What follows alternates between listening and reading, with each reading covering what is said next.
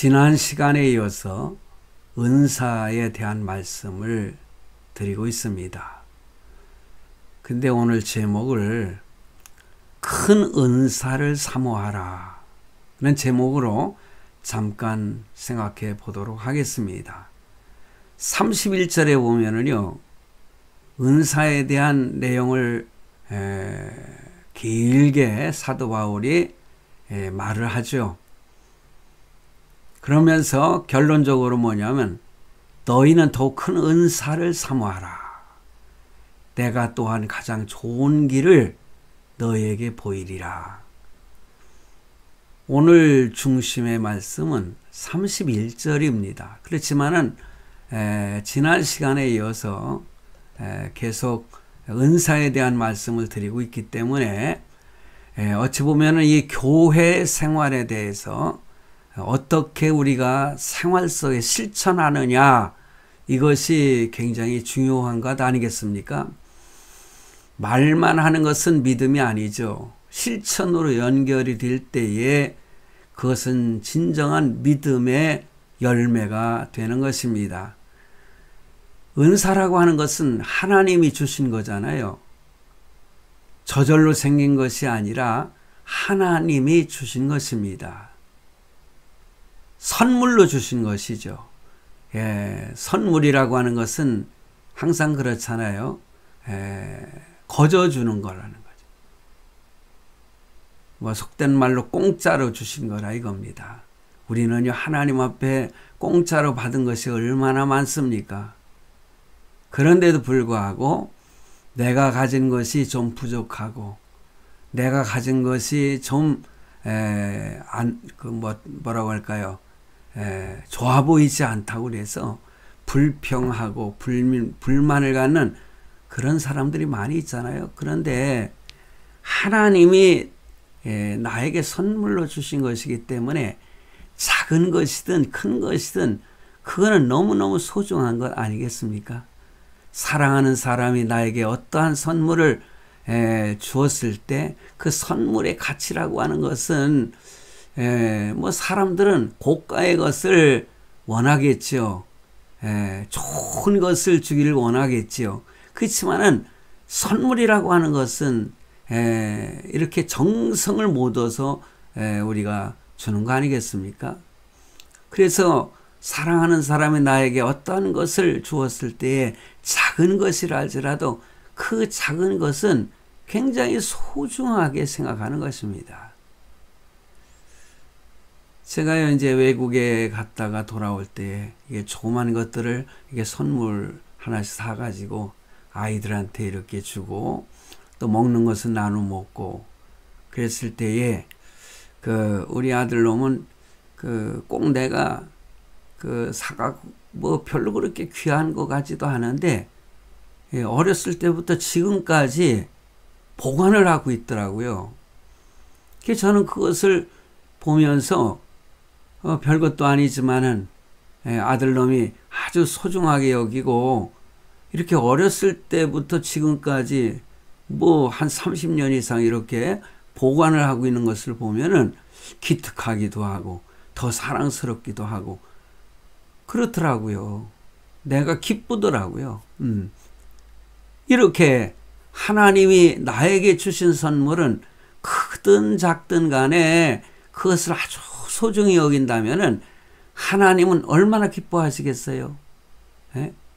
그러면서 예를 들어서 5달란트 받은 자가 5달란트를 남기고 이렇게 주인에게 가져왔을 때에 참 충성된 종아, 내가 너에게 그 이상으로 너에게 주겠다. 그러면서 오히려 5달란트가 아닌 더 많은 것을 주시는 그 내용이 나와 있지 않습니까? 작은 것이라고 그래서 장사하지 아니하고 땅에 묻어놨다가 가지고 와가지고서는 당신은 없는 것도 있게 하시고 있는 것을 더 크게 하실 수 있는 분인 줄 알기 때문에 요까지 거 그냥 뭐 얼마나 장사해서 남기겠습니까? 하면서 그냥 가져왔을 때에 그 주인이 뭐라고 합니까? 이 악한 종아, 악한 종이라고 이렇게 표현을 합니다. 너에게 가진 것을 빼앗아서 더 열심히 충성을 했던 그 종에게 주겠다는 거예요. 그러므로 은사도 마찬가지예요. 하나님이 주신 것. 그래서 우리가 태어날 때는 재능이라는 것을 가지고 있잖아요. 어떤 사람은 정말 출중한 재능을 가지고 있는 사람이 있어요. 그 재능하고 이 은사하고 뭐 어느 정도 연결은 되겠죠. 그런데 은사라고 하는 것은 예수 믿고 난 이후에 하나님이 하나님의 교회를 섬기라고 또 이웃을 섬기라고 하나님이 주신 것입니다. 그러므로 이 은사는 교회의 머리가 되시는 예수 그리스도와 함께 한 지체를 이루는 것입니다. 그러므로 다양한 지체를 가지고 있잖아요.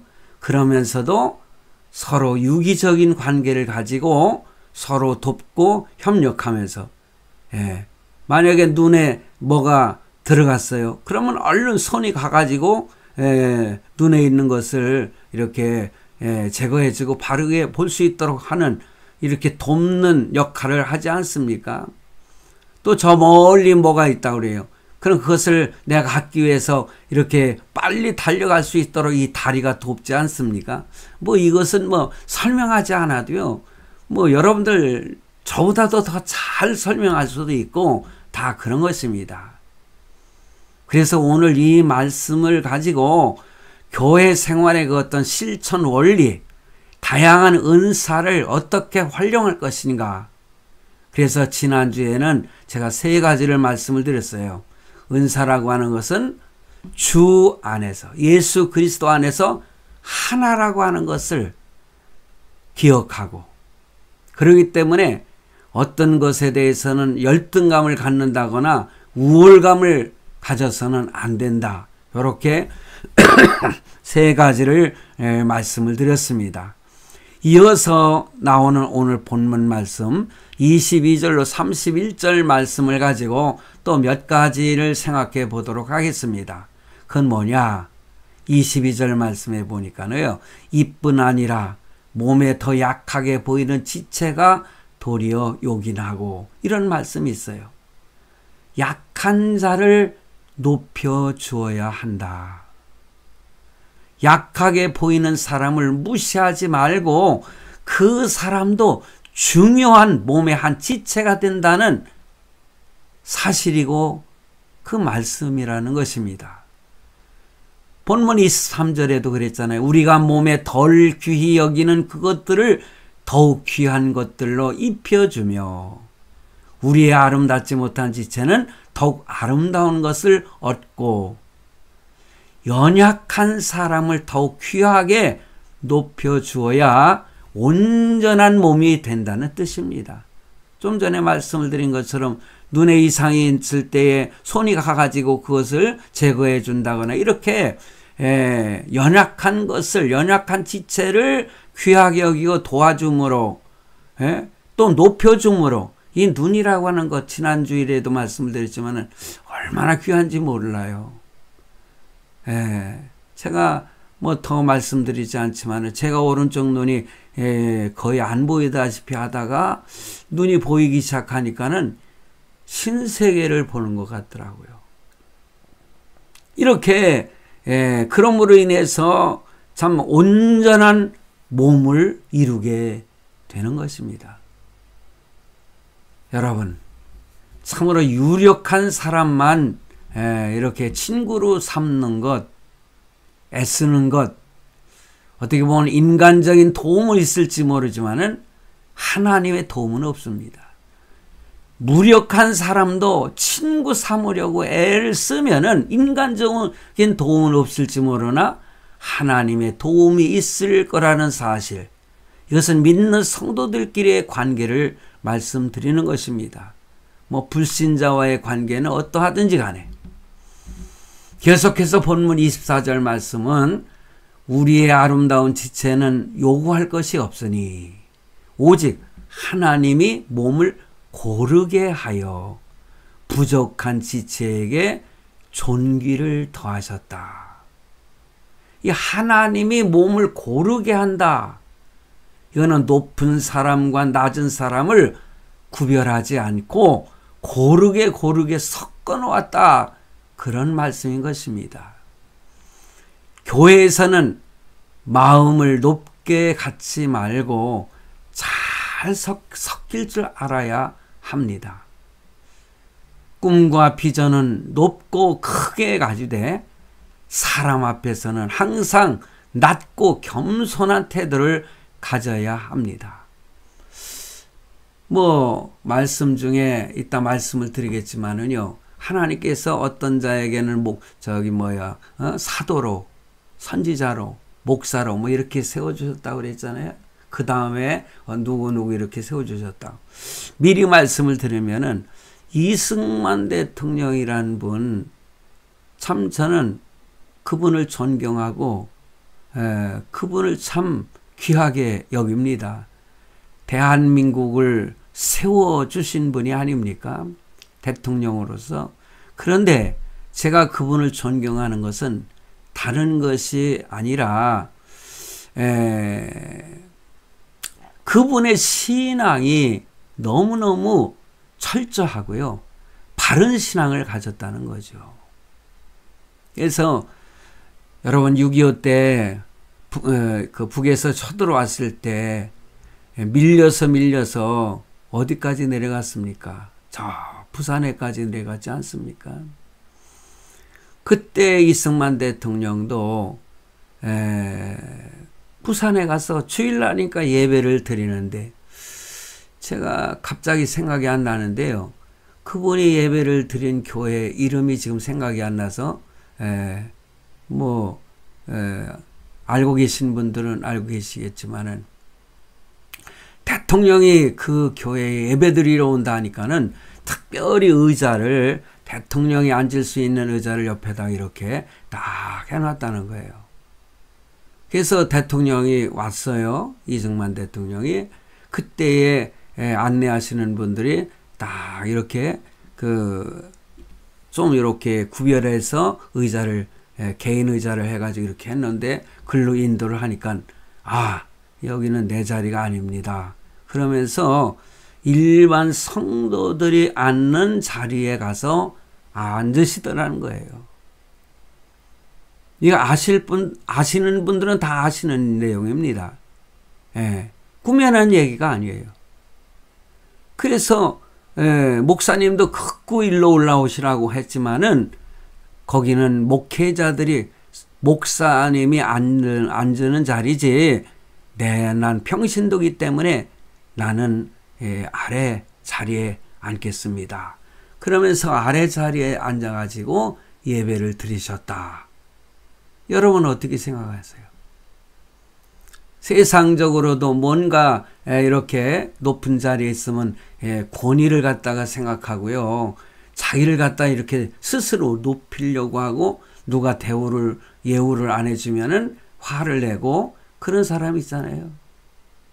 예수님께서도 그런 말씀 하셨잖아요.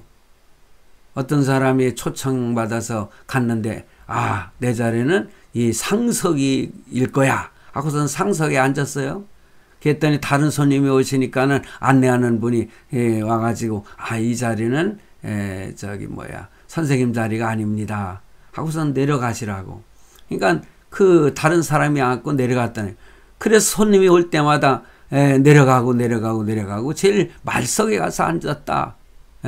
이렇게 자기 스스로를 높이려고 하는 것은 결코 하나님이 기뻐하시지 않는다는 거죠.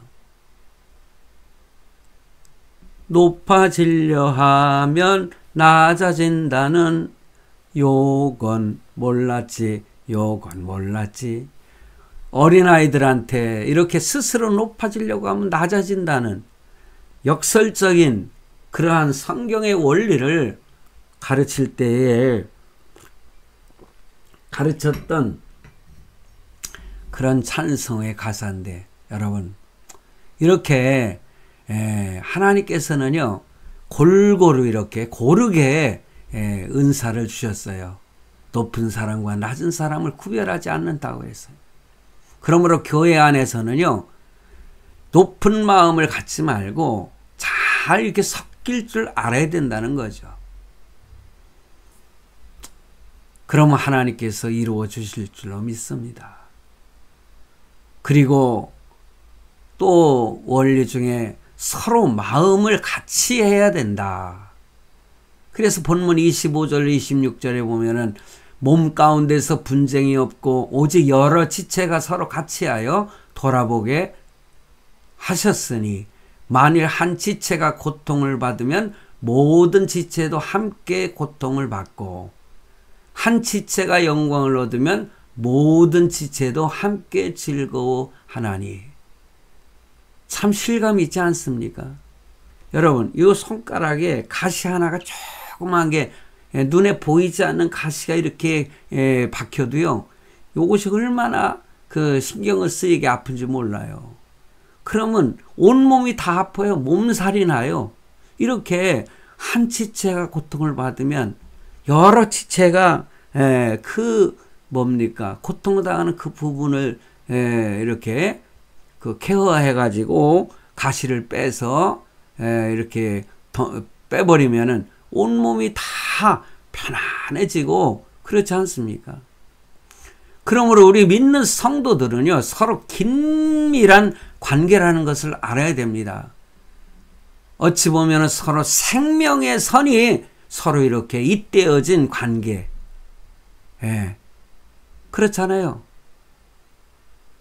어찌 보면은 뭐 손가락이 하나 잘라졌다고 그래서 죽는 것은 아니지만은 죽는 것처럼 아프잖아요. 그렇기 때문에 생명선이 연결되어 있는 것처럼 그런 관계라는 거죠. 그러므로 다른 남을 죽이면 나도 죽는 거예요. 남을 살려주면 나도 살고, 남을 높여주면 나도 높아지고, 남을 낮추면 어떻게 됩니까? 내가 낮아지는 것입니다. 그래서 실제로 이렇게 몸에 아주 사소한 부분이 아파도 몸 전체가 아픈 것이라. 그러므로 성도 여러분, 교회는요, 목사만이 돌보는 그런 직분을 가진 것이 아닙니다. 모든 사람이 케어를 해야 되는 것입니다.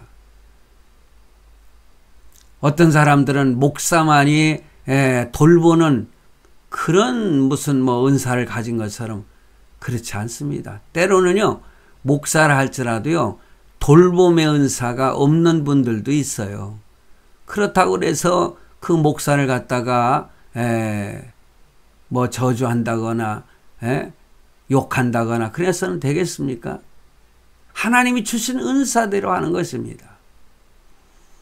그리고 모든 사람이 서로 돌봐주는 그러한 곳이 교회가 되어야 된다. 그처럼 한 교회를 섬기는 그런 성도 간에 돌봐줄 뿐만 아니라 서로 나가서 교회 간에도 교회끼리도 있죠. 그래서 제가 지난주일 이후에 제가 제주도에 우리 남황동로에 그 교직접에서 행하는 그 수련회에 다녀왔습니다. 거기는 각 교회를 섬기는 목사님들이에요. 그 목사님들 한 사람 한 사람 이렇게 서로가 섬기는 그러한 태도, 그러한 모습을 보면 너무너무 아름다운 거예요. 그래서 저도 선교를 제가 좀 하니까는 그런 교회들 가운데 어려운 교회가 어느 교회인가 이렇게 살피고 또 살폈는데, 저는 왜냐, 하나님이 나에게 이 땅 위에서 마지막 사역은 뭐냐, 어려운 목사님들, 교회들, 선교사님들 이렇게 섬기는 화목세계 선교회를 통해서 섬기는 이런 사역이라고 저는 생각하기 때문에 그런 교회마다 얘기도 들어보고, 또 요즘 살기는 어떠냐, 그 교회는 얼마나 성장했느냐, 개척한 지 얼마나 됐느냐, 이런 것들 제가 질문을 하고 그러면은 소신껏 자기들 얘기를 해요. 그러면서 제가 나이가 좀 저는 원로 목사가 아니고 그냥 은퇴 목사니까 은퇴 목사라고 그래서 이렇게 나이 젊은 목사님들이 이렇게 잘 섬겨주는데 너무너무 감사하더라고요. 그러면서 우리가 오늘 본문에서 발견할 수 있는 것은 서로 직분을 존중해 주어야 된다. 목사로서, 장로로서, 안수집사로서, 서리집사, 권사, 권찰, 교회 안에 그 직분이 있잖아요. 그리고 성가대장, 각 구역의 구역장, 그 편성이 예전에는 구역이라고 했지만 지금은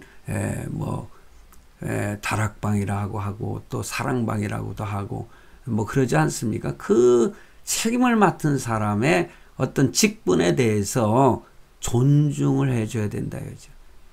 목사님들도 나이 든 목사님, 은퇴한 목사님, 이렇게 젊은 목사님, 그렇지만은 젊다고 그래서 목사가 아닙니까?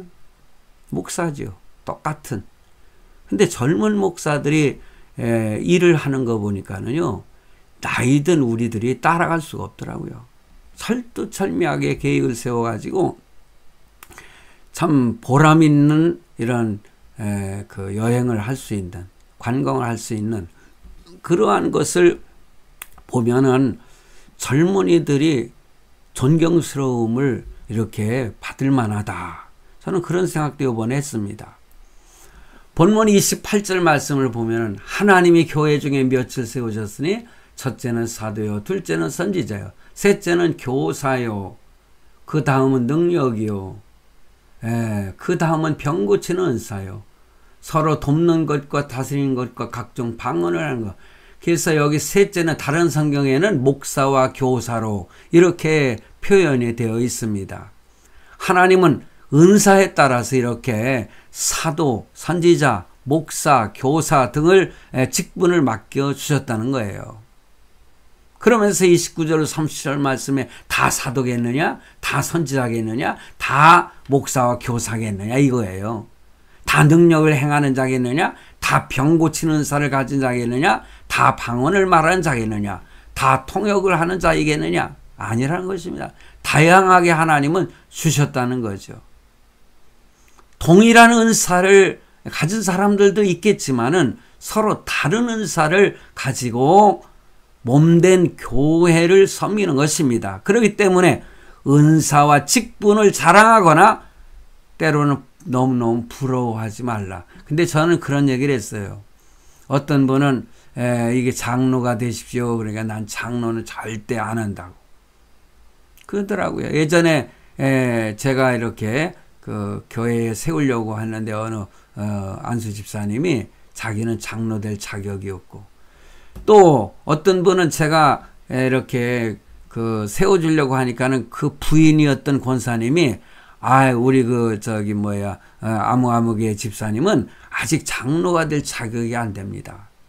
더 좀 훈련시키고 더 좀 있다가 장로를 좀 세워주십시오. 이런 얘기들 하더라고요. 그래서 제가 장로를 그분도 안 세웠더니 제가 나중에 그런 그 간증의 말씀을 드린 적이 있어요. 서로 이렇게 권사들끼리 이렇게 안 좋아가지고 그러다가 교회를 떠난 권사. 근데 그 집사님이, 안수 집사님이 다른 교회 가서는 그 장로가 됐더라고요. 우리 교회는 작은 교회라서 장로 되기가 싫었는지. 이것은 제가 그냥 하는 중얼거리는 소리고, 그렇기 때문에 우리는 어떤 은사와 직분을 자랑하거나, 근데 그런 얘기를 했어요. 때로는 장로가 되려고 노력하라. 장로가 높은 것은 아니지만은 장로가 감당해야 될 그런 일들이 있기 때문에 안수집사가 됐으면은 나는 이제 장로가 돼야지. 그 사모해야 되는 것입니다. 그렇지만은 사모는 하지만은요, 여러분, 그것을 참 뭐 높은 것이라 생각하고 뭐 비난한다거나 이래서는 안 되겠죠. 특별히 직분이 이렇게 높을수록, 높다는 표현을 저도 씁니다. 왜냐?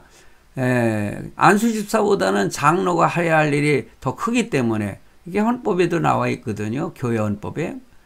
특별히 직분이 높을수록 자기가 감당해야 될 그런 일들이 특별한 것이 많이 있습니다. 그래서 직분이 높으면 높을수록 더 섬겨주려는 자세를 가져야 된다. 그러므로 리더의 진정한 지도력은 뭐냐? 그것은 막 이렇게 다스리고 뭐 억누르고 하는 것이 지도력이 아니죠. 섬김을 통해서 나타나야 된다. 그것입니다. 그래서 멘토링이라는 것이 있잖아요. 제가 그런 설교도 한 적이 있었는데, 멘토링은 서로 이렇게 멘토로 삼아서 그 훈련을 시키는 것이에요. 때로는 멘토가 멘티가 될 수도 있고, 멘티가 멘토로서 할 때도 있는 거예요. 그게 멘토링입니다. 리더의 카리스마라는 게 뭡니까? 그것은요, 이렇게 뭐 군림하는 것, 그것이 카리스마가 아니라 뭡니까? 섬김에서 온다는 것입니다. 진정한 카리스마는요, 섬기는 자세에서 나오는 거예요. 근데 어떤 분은요, 가끔 보면은 이 리더가 섬겨줘야 한다고 강조를 하면서 그 리더의 리더십을 인정하지 않아요. 그러면서 교회의 질서를 어지럽히는 경우도 있습니다. 저는 목회를 할 때에 저는 성도들에게요, 목사로서 군림하려고 하는 그런 자세를 보려고 얼마나 노력했는지 몰라요. 그래서 참 동일한 입장에서 섬겨주고, 또 이렇게 내가 해야 될 일들 어떻게 보면 낮은 자리에서 섬기려고 하고 그랬을 때, 어떤 사람들은요, 같은 우리 교회 성도임에도 불구하고 목사인 저를 아주 무시하는 게 있잖아요. 무시해버려요. 여러분, 과거에 삐삐라는 거 있죠. 제가 이제 기도원에 가고 뭐 이랬을 때는요, 집사람하고 연결이 되지 않아요. 왜냐, 그때는 핸드폰이 없을 때니까. 그러니까는 어느 젊은 집사님이 저보고, 사모님이 뭘 급한 걸 연락을 하려면은 목사님이 그 어디 계신지 모르니까는 이 삐삐를 하나 갖고 계셔야 됩니다. 그래가지고 삐삐를 하나 사주셨어요. 그래서 제가 어디 가서 있으면 삐삐가 울려요. 그럼 제가 공중전화에 가가지고 집사람한테 전화를 합니다. 그러면 서로 이게 소통이 됐거든요.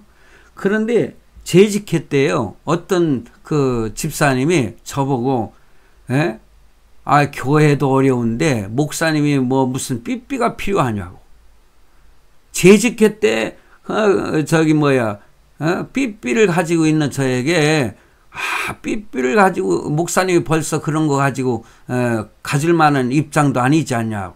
이런 식으로 하면서 저에게 그걸 수모를 주더라고요. 그게 수모인지 아닌지 모르겠는데 제가 할 말이 없어가지고 말을 못하고 있었어요.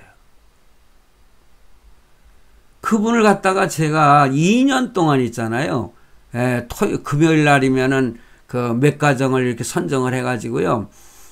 금요일 날 금요 기도회 전에 집사람이 맛있는 음식을 해가지고 그분들을 다 부부 팀을 다 모이면은 식사도 제공하고 한두 시간 동안 제가 성경 공부를 시키고 제자 훈련을 시켰어요. 근데 그분이 바로 내가 2년 가까이 제자 훈련을 시켰던 집사님이셨어요.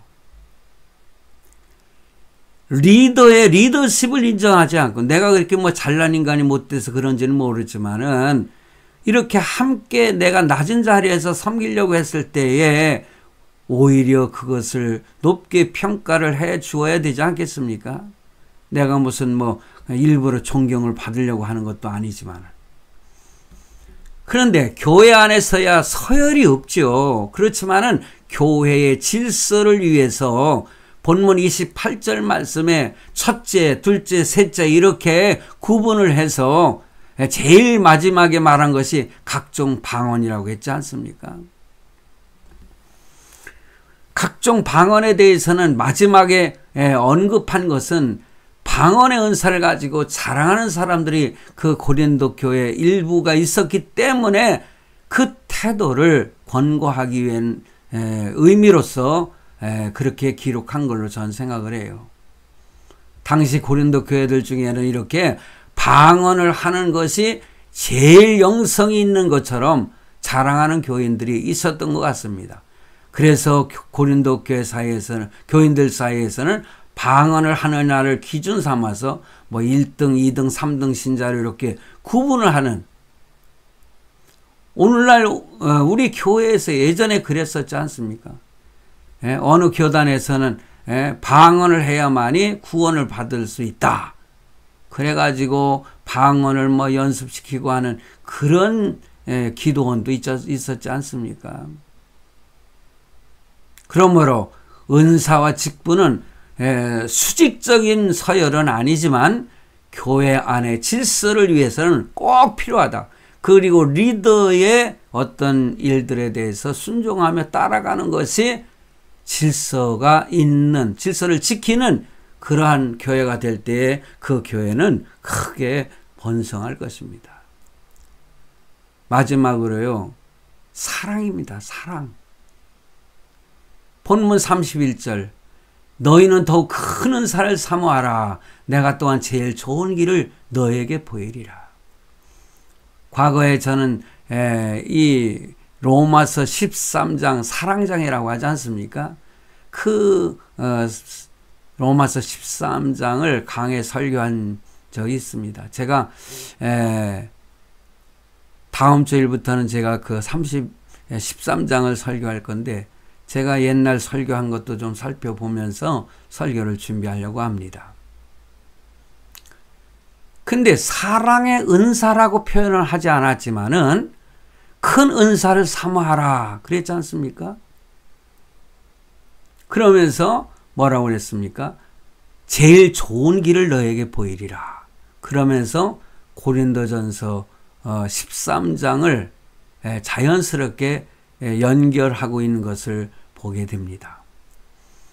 그러므로 사도 바울은 12장에서 은사에 관해서 아주 장황할 정도로 얘기를 했지만은 역시 그 사도 바울이 전하고자 했던 핵심 메시지는 바로 뭐냐? 사랑인 것입니다. 사랑. 그러므로 서로 유기적인 관계로 이렇게 그 은사가 서로 다양하게 서로 이렇게 얽히고 설키고 했지만은 사랑이 없이는 안 된다는 거죠.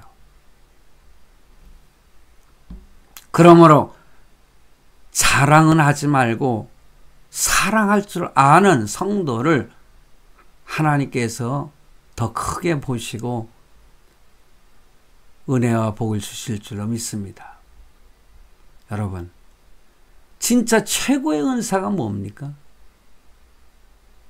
오늘날에는 무슨 뭐 초자연적인 은사를 가진 사람, 뭐 축사 귀신을 쫓아낸다거나 아니면은 뭐 병자를 위해서 기도했을 때에 벌떡벌떡 일어나는 그런 초자연적인 은사를, 아주 최고의 은사를 가진 사람이라. 그런데 천만의 말씀이에요. 사랑을 가지고 이렇게 섬기는 섬김도 하나의 은사거든요. 그래서 제일 좋은 길을 너에게 보이리라 한 것이 바로 사랑이라는 거죠. 사랑. 사랑의 은사가 좋은 길로 이렇게 설명되어질 것이다. 그러므로 여러분, 성령 충만의 가장 위대한 증거는 사랑의 태도인 것입니다. 그러므로 제가 7가지를 이렇게 실천하는 그 원리로 말씀을 드렸는데, 그 중에서 제일 마지막 원리가 사랑이라는 거죠. 사랑으로 이렇게 모아지는 것입니다. 그러므로 결론을 맺자면은요, 우리가 하나님을 섬기고 교회를 섬기고 이웃을 사랑하는 형제 자매를 섬길 때에 사랑하는 마음을 가지고 섬길 때에 하나님은 더 큰 좋은 은사를 주시고 하나님의 뜻을 위해서 높게 높게 세워 주신다는 사실을 여러분 꼭 믿으시고 하나님께 참 감사하면서 주신 은사를 소중히 여기고 잘 섬기는 그러한 성도가 되시기를 주님의 이름으로 축원합니다. 기도하시겠습니다.